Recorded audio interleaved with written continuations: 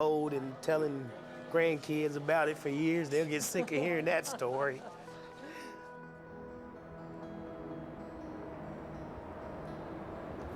I just had this vision of this big, gentle dragon that was laying down, taking its last breath. And that was the plant, the building, the equipment, the sounds, the smells, like it had been a living, breathing entity, and it was dying. The different parts of the body were shutting down.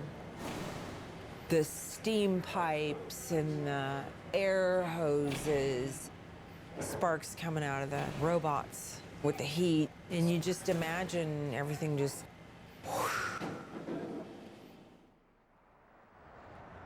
You could hear it dying, you could hear it getting quiet, and then you could see the people walk off the job.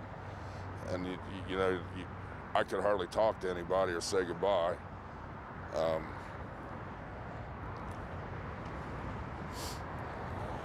That's the toughest thing I ever did.